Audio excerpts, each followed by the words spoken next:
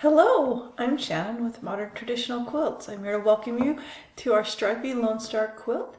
Today I'm going to show you some of the techniques that beginner sewists can use to make this pattern. This pattern is a simple pattern. It is a beginner pattern, and if any of you are new quilters out there, a lot of people are afraid to make a Lone Star style pattern quilt because there's a bias edge. And so the whole purpose of this today is to help me remove those worries from you, teach you how to work with bias strips, and help you so that you can make a really nice Lone Star quilt. I want to show you the fabric I'm using today. Today we are going to be using a jelly roll. This one is the High Street Jelly Roll by Lily Ashbury from Moda Fabrics. You can use any kind that you want. My idea of my pattern designing is so that you can use any fabric that you like. So feel free to swap to any kind of jelly roll, the colors that you want. You can see from this quilt we're going to get some nice pinks, teals, and greens. You can see from the screenshots that I have, I previously did the same quilt in reds, blues, and teals. And then for fun, my background fabric today is going to be this linen looking fabric. I like to use low volume prints for my background instead of plain white. I feel like the machine quilting, if there's a little bit of little differences in there, or a little bobble here and there, I kind of hide little imperfections, if you will, a little bit better if I use low volume prints. That's just my personal bias. Okay. So this strip was designed for 2.5-inch pre-cut strips. There are different types of pre-cut strips out there. Some fabric stores carry off-brand ones like these. If you get a smaller one like I've got going on here, you might need 2 of these. So just kind of make sure these Moda ones are really big. There's a 42. These small ones only have 20. And so if you bought a small one, you would need 2 of these. So I just want to make sure that you're aware of that. Okay, so our technique today is what this video is talking about. We're going to talk about working with the bias and make sure that we can cut these correctly. So fabric requirements: 1 jelly roll, 2.5 inches wide. Most pre-cut fabrics are 42 or 20. Make sure you have the right one. You're going to need 1.5 yards of your background fabric, 2.5 yards of background fabric for your borders if you choose to put a border on it, and 1 yard for the binding. Basic instructions are: read all of your instructions from your pattern before you begin. There's a lot of acronyms in quilt patterns. RST means right sides together.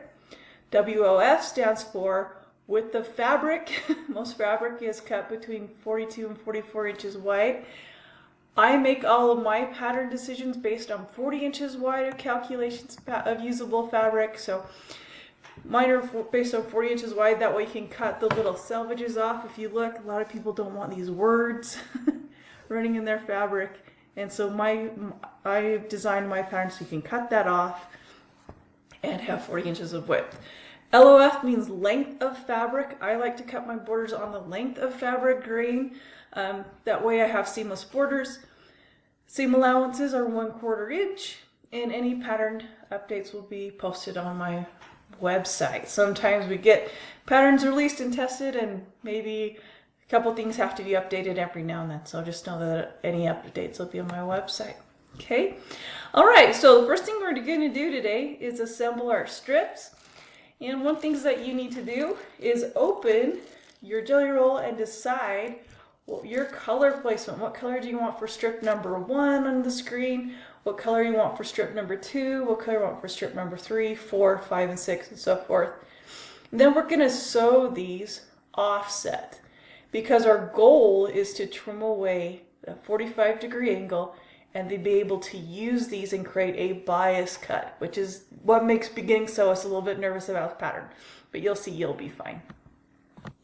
All right, I've repositioned the camera. I wanted you to see that I have sorted my strips into 5 different piles of color. I have a pink strip, orange strip, yellow strip, green strip, and gray strip. That's 5 colors. In our pattern we need 6, and so I'm going to choose one of these colors to rotate and be repeated, so it'll look good, and I'll choose that in just a second. Okay, so I've taken those 5 colors and I've separated them into 6 piles, each of 4 strips each. This is how I'm going to be making those Lone Star panels. I started with pink, yellow, orange, gray, green, and then I decided to repeat the yellow. You can repeat whatever color you want to that fits your taste. This is just what I chose to do. Our next step is now to sew these together in strips and press them. And we need to offset the strips so that we create a 45-degree angle, so we use the most economical value of our fabric strips. And so I'll show you how to offset these. Okay, so I'm going to show you my tech for offsetting. So the first thing I want to do is take my first color, strip number 1. In this case, I'm going to use pink. I just fold it over like this. Okay, this is going to give me a 45-degree angle. This shows me where I want to align my next strip. The next strip I want in this color scheme is the yellow. So I'm going to take that and align it below that 45-degree angle fold. Now I'm going to be able to sew the seam down together on the side and be able to make it so that when I unfold these and iron them, I'll be able to cut a 45-degree angle as we see in the quilting diagram in the pattern. And then I will repeat that with all 6 strips.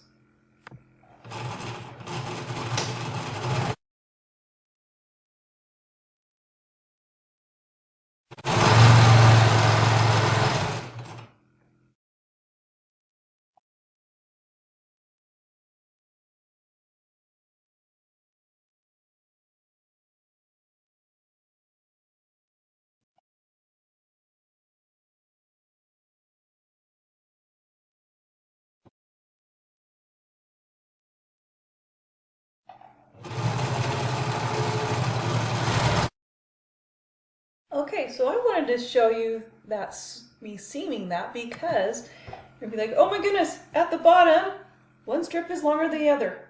Yeah, that's okay. Just keep sewing and then go ahead and grab your next set of pairs, line them up, and it's okay if it goes over because you're going to cut these on the bias and this has just become waste fabric. Okay, welcome to the ironing board. You can see I took my first set and sew them into pairs. What's really important is whatever color you do for strip number 1, we want to press that seam away from that fabric. So we want it to be laying flat on the back side. The reason is when you get to that center Lone Star and all those fabrics build up in the middle, you want those fabrics to be pushed away so that your star and your top lays flat. A lot of people get frustrated with Lone Star quilts because they press this seam in, which makes it so you have a whole bunch of really tiny little dog-eared pieces in there and it won't lie flat and it puckers. So this is probably one of the most crucial parts of any Lone Star quilt. Whatever color you choose for the centermost star of your quilt, in this case I'm choosing it to be a hot pink, I want that one pressed so it lays flat. Generally we want to press towards the darker colors, but this is the one time when that actual rule actually is going to not apply because we want to make sure the center of our Lone Star quilt is nice and sparkly, but we also want to make sure that it lays flat as possible when we get to the point where we've got to spin them. So I press the dark side and then I take fabric number 1, put it on the bottom, fabric number 2 on top, fold it over and then press it over so that my seam is going the opposite direction. That's one of the main tricks and main techniques of this quilt. Right, here is our finished strip set. I have the pink that's going to be the center of the star, yellow, orange, gray, green, and then yellow again. I'm going to repeat this with our 3 other sets, so we'll have 4 total of these strip sets. And then the next trick will be to show you how to cut these into the Lone Star panel. Okay, so that brings us to the end of part 1 where we have all of our strip sets set.